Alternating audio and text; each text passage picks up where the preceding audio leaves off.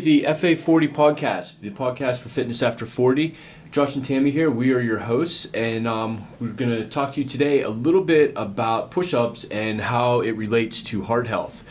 But before we get into that, some of the things we have going on here in the gym, we just had last Friday, we had our first open house with the gym, also for a chance for people to come out and meet Tammy's business and talk to her about the nutrition coaching she does, to talk to Dr. Joe Clark about Aspire Rejuvenation and what they do. And it was a pretty good event. We got a decent turnout. I think some people got some good information, everything like that. So we'll probably do another one here, I don't know, maybe in 6 months or something like that. We'll just have to kind of see how things go with that and what all's going on there.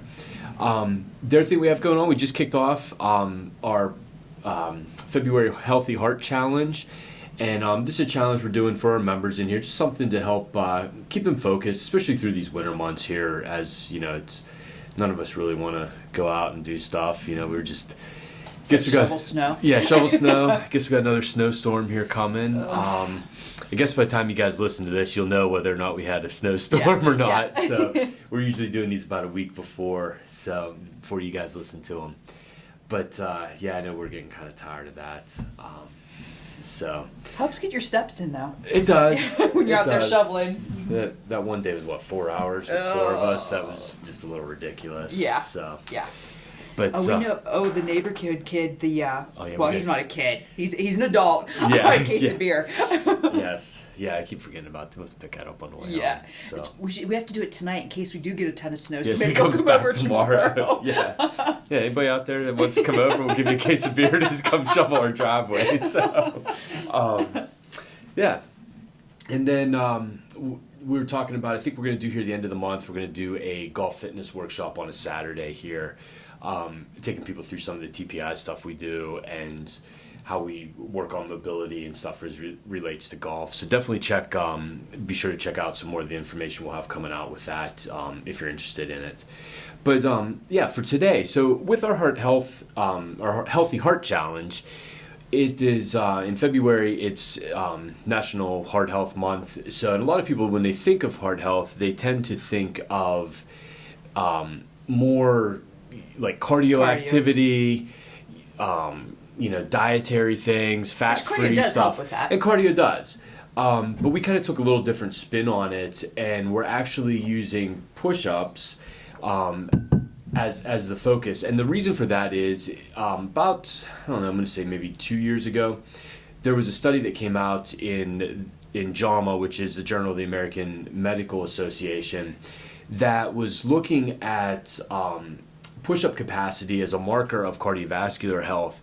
And what they did is they basically tracked 1,100 firefighters, I think they're out of the state of Indiana, over a 10-year period on their physical fitness tests. So every year they would get a physical fitness test. They had to do push-ups. They had to do a treadmill stress test. They had a bunch of other stuff, body comps, height, weight, all that sort of stuff. So they were tracking this, and one of the things they weren't even really looking for, but one of the things that they found was that on the tests of firefighters who could do 40 plus push-ups in a row, they actually had a 96% less occurrence of a cardiovascular related event in the upcoming year compared to those who couldn't do that many push-ups. So that was kind of interesting there. And the ones that could only do between 0 push-ups or 10 push-ups in a row, they actually had a 15% increased cumulative risk of a cardiovascular related event. So, and of course, this study was done on just men, yes, females, but so keep that in mind. It's only in men. I know at the end of the study, they were, talking about doing it on females and some other populations and things like that. The guessing and the conclusions on it is it's probably going to be about the same for both sexes and different populations and things like that. But the number of push-ups is probably going to be different. With our challenge, we're saying 20 push-ups for women, 40 for men. We just kind of cut it in half. No particular reason like that. But the big takeaway is the more push-ups you can do, the healthier you're going to be. So, what I was starting to say, there was a little bit that 0 to 10. If you can't do 10 push-ups, there was a huge increase in having a cardiovascular event. And if you could do 40 or more, there was a big decrease in that. So in between there, you're kind of somewhere in the middle with that. But then what they noticed that made this even more interesting, that the guys that did the test that passed their stress test on the treadmill, that were able to run, were able to do it, and scored high on that, but couldn't do the push-ups, they actually found that they were still at an increased risk, and just because their heart was able to run and perform on the stress test, it had no relation to whether or not they would have a cardiovascular event. There were the guys that did that, and they still, many of them still had a cardiovascular event if they couldn't do the 40 plus push-ups. So there's a lot of thoughts with that. I mean, obviously, if you can do 40 push-ups, 20 push-ups, whatever we're looking at here, you're probably not going to be significantly overweight, because that's going to make it a little bit harder for you. You also are probably exercising a little bit more, having that. There's just some more stuff, some other things that go along with that all correlates to probably being healthier overall. But we like that. It's something different to focus on. So we're just kind of giving people different tips each day of how to get push-ups. And again, don't feel like, if you can't do any push-ups, or you're doing incline push-ups or knee push-ups, that like you're screwed or anything like that. It's definitely something just to work on and continually getting better at it. And as you get better, as you get stronger, that's only going to work into your favor. We're not trying to scare you with that. Like, if you can't do them, that's not the purpose of this thing. It's just, it was an interesting study that we really wanted to kind of take a look at, and like he said, just something different. But we don't want you to walk away from this thinking like, I can't do 10 push-ups, I'm going to have a cardiovascular event. So please don't read into that. And also there's some very fit people that could probably bang out 100 push-ups, but we've got some genetic issues in history. So take this all and put it in proportion, and just somebody that's got like a history of shoulder issues might not be able to to do that. Or if you're dealing with like some tennis elbow and some stuff like that right now, that's all going to play into your ability to do it.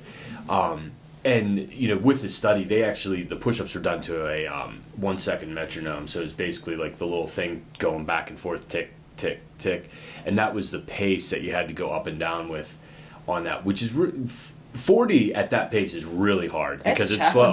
Yeah, I mean you're pretty strong. You're pausing at the bottom, pausing at the top. Yeah, so it's not like just bang them out as fast as you can or stopping at the top and holding a little bit. It's that continuous thing. So I mean that's challenging, but it's something, like I said, it's something for people to work on and everything there. And again, if some people just aren't as good at push-ups as others, and like taller people sometimes. If you have long arms, it's a lot more be harder distance to lower. Yeah, if you're shorter arms, things like that, you're going to be able to bang those out pretty easy. So, but again, all the things that you're doing strength training, help with that and make people, will help you be stronger and healthier and everything. And that's really what we're trying. Our goal is to just get people to be healthier and getting them to, live longer and active lives, and just stay healthy, prevent injuries, all that sort of stuff. So so again, what we're doing, what we're telling our members is kind of test yourself with how many push-ups you can do here at the beginning of the month, and then each week kind of test again, see how many more you can do, and see what your improvement is over the month. And we're kind of recommending people do 10 push-ups every morning when they get up.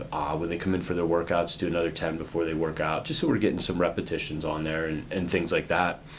And at the end, you're going to get better, whether it's from your knees, from an incline, from to regular push-ups, anything like that. There's going to be some improvement there. So So again, if you have any questions, let us know. We're always here to help, and we appreciate you listening and tuning in. And if you ever need anything, just shoot us a message and we'll be glad to help you out. Thank you for listening to this episode. If you enjoyed it, be sure to subscribe to our podcast on Apple Podcasts and rate and review us.